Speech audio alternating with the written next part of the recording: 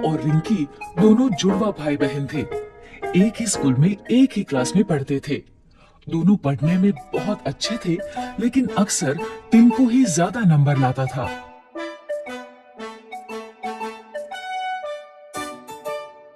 इस बार जब दोनों बच्चों ने साइकिल दिलाने की जिद की, तो पापा ने एक शर्त रख दी। मेरे पास एक ही साइकिल लाने का बजट है।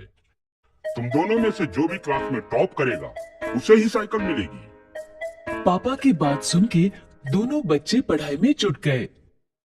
लेकिन टिंकू कुछ ज्यादा ही स्मार्ट था। उसे पता था कि नंबर्स कैसे लाते हैं। वो सिर्फ उतना ही पढ़ता था जितना कि एग्जाम में आने वाला है। वही रिंकी को पढ़ाई का शौक था। वो पूरी की पूरी किताबें पढ़ा करती थी।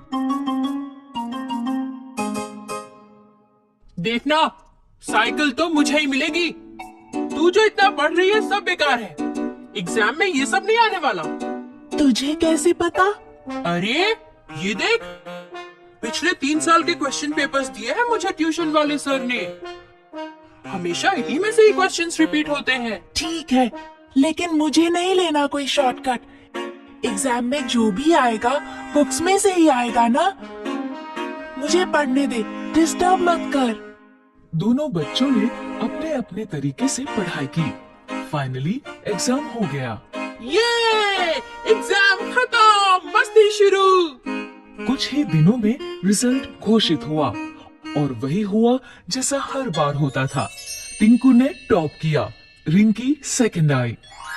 ये अब मुझे साइकिल मिलेगी। हुर्रे! टिंकू को साइकिल मिल गई। वो बहुत खुश हुआ। ये लो, लेकिन ध्यान रखना ये तुम दोनों की साइकिल है। रिंकी को भी चलाने देना। लेकिन टिंकू कहाँ अब किसी की सुनने वाला था। वो तो बस साइकिल लेके चंपत हो गया।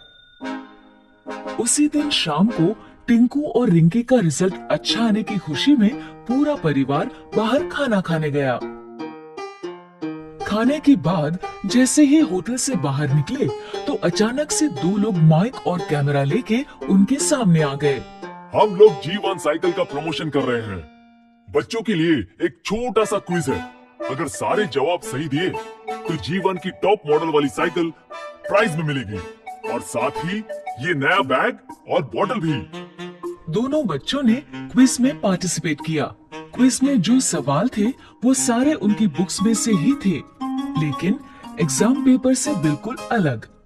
रिंकी ने बुक्स बड़ी ध्यान से पढ़ी थी, इसलिए उसने कुछ ही समय में क्विज के सारे क्वेश्चंस हल कर दिए। ये लीजिए अंकल, मैंने सारे क्वेश्चंस कर दिए। क्या बात है, समय से पहले ही कर दिए। Very good. टिंकू ने बहुत कोशिश की, लेकिन उसे जवाब नहीं आते थे। अंत में उसने भी पेपर दे ही दिया। दोनों के पेपर्स देखने के बाद ऑर्गेनाइजर्स ने विनर अनाउंस किया। और इस क्विज में 100% सही जवाबों के साथ विजेता है रिंकी। रिंकी को प्राइज में साइकिल भी मिल गई और साथ में दूसरे गिफ्ट्स भी। वहीं टिंकू को मिली एक सीख।